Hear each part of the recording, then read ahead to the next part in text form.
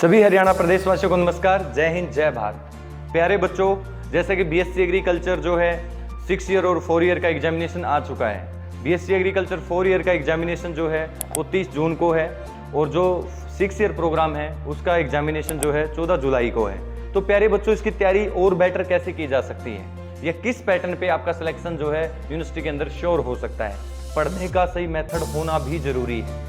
जैसे कि हम जैसे तैयारी करते थे तो उसके अकॉर्डिंग मैं आपको बता रहा हूँ कि इन दिनों में आपको कैसे पढ़ना चाहिए। जैसे कि अभी अपने पास कितने दिन है प्यारे बच्चों? 28 डेज हैं अपने पास। कितने डेज हैं? 28 डेज हैं। तो सिलेक्शन के लिए क्या करना पड़ेगा? जैसे कि हमें 2 सब्जेक्ट पढ़ने हैं, एक साइंस पढ़ना है और एक एग्रीकल्चर पढ़ना है। एक कौन सा पढ़ना है? एग्रीकल्चर। एग्रीकल्चर कौन सी भाषा का शब्द है प्यारे बच्चों? लैटिन भाषा का वर्ड है। अब साइंस में जैसे कि साइंस में अपने को फिजिक्स पढ़ना है, केमिस्ट्री पढ़ना है और बायोलॉजी पढ़ना है। ये तीनों ही पोर्शन पढ़ना है, यानी कि 20 क्वेश्चन यहाँ से रहेंगे, 20 क्वेश्चन यहाँ से रहेंगे और 20 क्वेश्चन यहाँ से रहेंगे और 40 क्वेश्चन यहाँ से रहेंगे। तो टोटल कितना हो गया प्यारे बच्चों? 100 मार्क्स का टेस्ट हो गया। अब इस 100 मार्क्स को आप सर्टेनिटी कैसे कर सकते हैं? मान लीजिएगा कि अगर आपके साइंस में 60 में से 55 मार्क्स आते हैं और आपके जो है एग्रीकल्चर में 40 में से 35 मार्क्स आते हैं, तो भी आपका सिलेक्शन जो है 101% हो जाएगा 90 मार्क्स के ऊपर। ये तो है पढ़ने का मेथड। दूसरा, टेस्ट सीरीज दो। जितनी ज़्यादा टेस्ट दे सकते हैं आप। अगर आपका सिलेबस कंप्लीट हो चुका है तो आपको बार बार वो चीज़ पढ़नी है, बार बार रीटेक करना है उसको। जैसे कि मैंने 3 पैटर्न बताए थे आपको किसी भी चीज़ को याद करने के। किसी भी चीज़ को लर्न करना, फिर उसको रीलर्न करना और फिर उसको अनलर्न करना।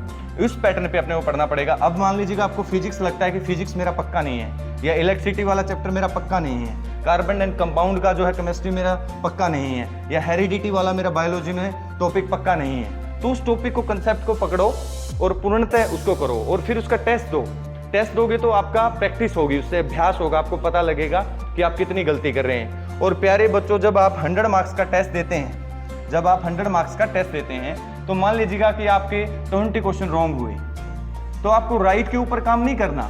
राइट की बजाय आपको रॉन्ग के ऊपर काम करना है कि मेरे जो 20 क्वेश्चन जो रॉन्ग हुए हैं उनको मैं कैसे इंप्रूव कर सकता हूं या कर सकती हूं। जब आप उनको इंप्रूव करेंगे तो ऑटोमेटिक आपकी क्या बढ़ेगी?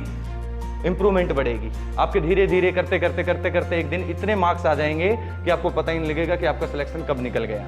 अब एक टाइम टेबल की मैनेजमेंट बनाओ। अभी अपने जैसे कि 28 डेज की मैनेजमेंट बनानी है आपको। कैसे बनानी है? कई बच्चों को रात को पढ़ना अच्छा लगता है, कई बच्चों को दिन में पढ़ना अच्छा लगता है। जैसे कि सुबह आप जो हैं 6 AM उठ जाओ, 6 AM to 9 AM। इसमें आपको क्या करना है? इसमें जैसे कि 3 आवर्स हो गए अपने पास। इसमें आपको सेल्फ स्टडी करना है। और सेल्फ स्टडी में भी कौन सा सब्जेक्ट करना है? जो सब्जेक्ट आपका वीक है, जो सब्जेक्ट आपका कमजोर है, उस 3 घंटे में आपको सब्जेक्ट जो है कवर करना है। इसमें आपको अपना ब्रेकफास्ट भी करना है, टेकिंग बाथ भी है, आपको फ्रेश भी होना है अच्छे तरीके से, और भगवान का नाम लेकर जो है आप 2 आवर्स वो सब्जेक्ट पढ़ें जो आपको लगता है कि ये सब्जेक्ट मेरा वीक है। उसके बाद जैसे ही 9 बजते हैं, 9 AM to 1 PM जो है बच्चों का एकेडमिक टाइम भी होता है। उसमें एकेडमी में क्लासेस भी लगती हैं, सारी चीज़ें होती हैं, तो एकेडमिक क्लास लगाओ अपना आराम से। उसके बाद जो है आपका लंच टाइम आ जाता है 1 PM to 2 PM। इसमें आप अपना लंच करो, रेस्ट करो आराम से अपना, यानी कि पानी भी अपने को सोच समझ कर पीना है। और उसके बाद जो है 2 PM to 4 PM academic classes रहती हैं। इसमें एकेडमिक क्लास आपने की। फिर 4 से लेकर 4 PM to 6 PM तक आपको क्या करना है प्यारे बच्चों? इसमें आपको 2 आवर्स सेल्फ स्टडी करनी है और 2 आवर्स आपको एग्रीकल्चर करो। इसमें एग्रीकल्चर क्योंकि 40 क्वेश्चन का आएगा तो इसमें पूरा का पूरा कवर कर लो इन 2 घंटे के अंदर। फिर जैसे 6 से लेकर 8 बजे तक के बीच में चलते हैं, 6 से लेकर 8 यानी कि 6 PM to 8 PM।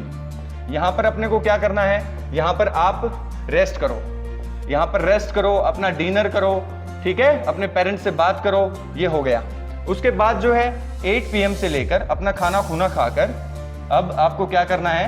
12 PM तक आपको स्टडी करनी है। क्या करनी है? स्टडी करनी है, पढ़ाई करनी है। यानी कि इसमें आप अपने 2 सब्जेक्ट डिवाइड कर लो। जो वीक सब्जेक्ट आपने सुबह मॉर्निंग में दिए थे 2 घंटे, तो यहाँ 2 घंटे, यहाँ 4 घंटे आप साइंस को दे दो, यहाँ पर 3 घंटे साइंस को दे दो 3 आवर्स, और 1 घंटा जो है आप जो है एग्रीकल्चर को दे दो। ये टाइम टेबल अगर आप मेंटेन करेंगे तो आपका 101% सिलेक्शन होगा यूनिवर्सिटी के अंदर, ये मैं वादा करता हूँ आपको। क्योंकि अभी आपके पास समय ही नहीं है, ना तो फ़ोन चलाने का समय है, सिर्फ समय है तो सिर्फ पढ़ने का है। 28 दिन आपके होंगे मेहनत के, और 29वें दिन आपका परिणाम जो है आपके हाथ में होगा। 29वें दिन वो सफलता आपके पास में होगी। वो कबीरदास जी ने एक बड़ी कमाल की बात कही है कि पत्थर पूजन से कुछ न मिले, पत्थर पूजन से कुछ न मिले, पुस्तक पढ़ने से मिले ज्ञान। मंदिर जाने से अगर भगवान मिले तो पुजारी क्यों मांगे आपसे दान।